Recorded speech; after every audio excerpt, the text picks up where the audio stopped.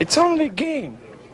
Why you have to be mad? What is up, heroes of Dominion? My name is Charlie. This is Hero War Central, and in this video, I want to talk a little bit about this post right here. What changes await Guardians? We know 99% what this is referencing, so I want to talk about that in this video, what it means for you and your team and all of that.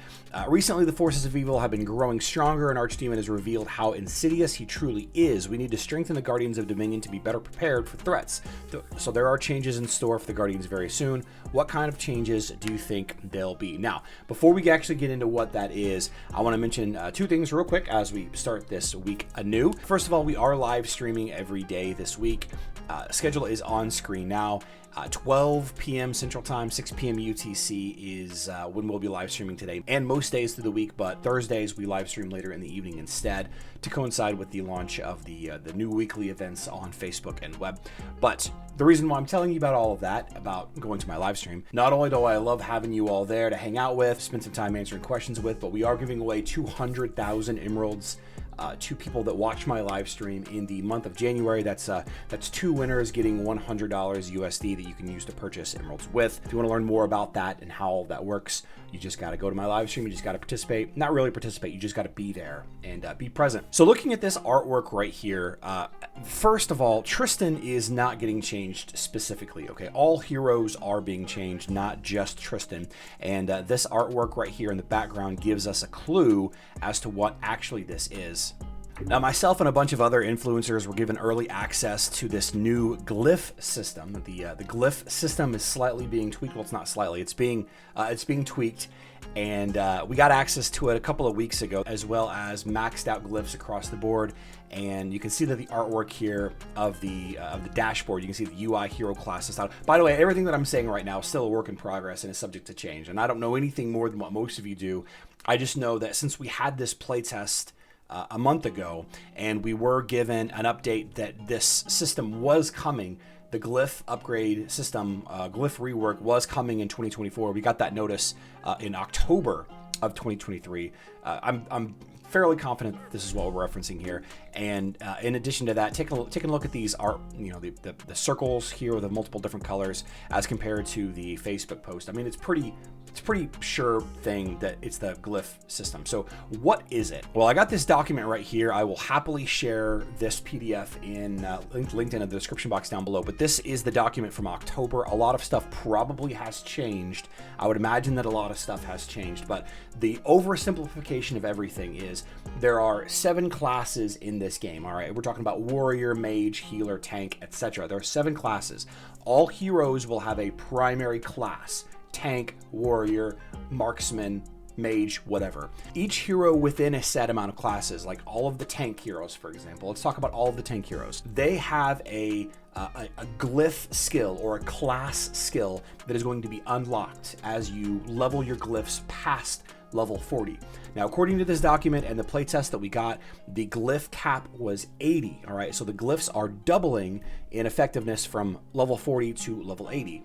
Every 5 levels that you increase your hero's glyphs, let's say Galahad, let's say I'm leveling up my Galahad's glyphs. Every 5 levels that I level up that hero's glyphs, the class skill for his class, which by the way, Galahad will be a warrior when this change goes into effect. He will no longer be a tank. The class skill is ranked up a little bit, all right? So increases physical attack for X% for X seconds for each opponent affected by the warrior's auto attack. All right, so that is the skill of the warrior, and we'll kind of zoom in real quick and kind of run through here. This is not what we had on the playtest, so I know that all of these have been tweaked. Here's the tank skill. You can like slow this down and pause it if you want. Warrior, marksman, mage, healer, support, control. Note all passive skill descriptions are not final, so let us know what you think about them. So how does this work in practice? Well, you're leveling up a hero, and the higher you level a hero's glyphs, the stronger the passive skill gets. Okay, so if I'm leveling up Galahad in the warrior tree, if I just level up Galahad, every warrior gets access to his class skill. All right, so if I get to rank 4 class skill with Galahad. All of the warriors that I use in combat get that skill at rank 4. Does that make sense? So if I rank up all 6 or 8 or however many of the warriors to max glyphs, then this skill will be maxed out. Now, one of the things that is immediately apparent is that there's not an equal distribution of heroes. There are not 7 warriors and 7 marksmen and 7 mages. There are some classes that have more heroes than others, and those skills will have a higher tier of level for the passive skill, for the class passive skill. But that's okay, because there's always releasing new heroes, and each individual skill is tuned to be, you know, not overpowered or broken or what have you. They are pretty crazy looking. You know, when a mage hero enters the battlefield, they immediately gain X% energy at the beginning of the battle. The mage hero gains additional energy for each cast skill. Like, if you have a lot of mages, having a ton of extra energy just at the start, it sounds pretty cool on paper, right? So how do you level these up? There are a lot of discussions about that, and again, this is all a work in progress, but there's going to be a retiring of the old runes, okay, and the new runic stones. Runic stones, there won't be any small common rare or great enchantment runes anymore. They will all be converted into a new resource called runic stones. Okay, that is the new glyph leveling resource. Every 5 levels, once you hit that cap of 40, and then every 5 levels beyond that, you need a runic sphere to unlock it. All right, so you get Galahad's glyphs to level 40, and you want to level up Galahad's glyphs to level 45. You need runic spheres to unlock 5 levels. You still have to level them up the 5 levels, but you unlock the ability to level up those 5 levels with a runic sphere. And again, all of this is subject to change. Where you get this stuff, you know, where you get your runes currently is how you're going to get the runic stones in the new system. Where you're going to be getting the runic spheres, they did mention increasing the highwaymen activity. They're going to elaborate on that a little bit probably, and that's where you're going to get the runic spheres from. And the whole idea, guys, the whole idea is that you level up, you just level up your heroes' glyphs to be much higher than they already are, right? And we tested it a little bit, and we found out, and here's the big question. First of all, does it change anything? Does it change any of the team makeups? Do your teams that you're building now suck now? Are they not as good because of this?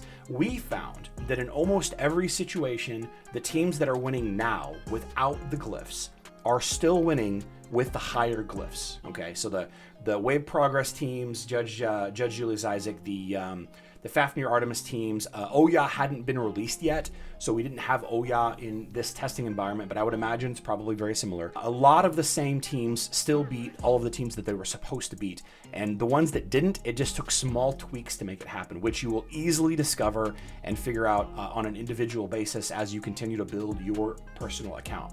Now, that does then beg the question, do you need these if all of the teams are still doing what they're supposed to be doing? Well, the answer is yes, you still do need these, because if I have a team that has, 40 times 5, 200 glyphs higher than your team does, even though team synergy and skill synergy is the most important thing in Hero Wars player versus player, just the sheer quantity of stats is still going to be a problem. How much of a problem? We don't know yet. We know that skins don't really impact the game too much. We know that, it takes not leveling your health on skins, glyphs, and sometimes cutting out Gift of the Elements in order for the health stat adjustment to actually matter. We know that, there are large breakpoints on several different heroes that do matter, but for the most part, if you want to keep up with the Joneses, as they say, or stay as a relative power level as your peers on your server, you will need to level these glyphs up. But always, team composition, skill synergy, stuff like that will be superior to just raw stats. So when is this going to be implemented? We don't really know for sure, but we know that it's coming. They finally announced it with this post right here, but we will be discussing this more in detail in my live stream. Like I said, it's at 12 p.m. Central Time, 6 p.m. UTC. We are going to be talking about it. If you have any questions or if you disagree with anything I said, please let me know in the comment section down below. Healthy debate and feedback is always appreciated. Hope everybody's having a fantastic week. I love you all. Good luck in Dominion.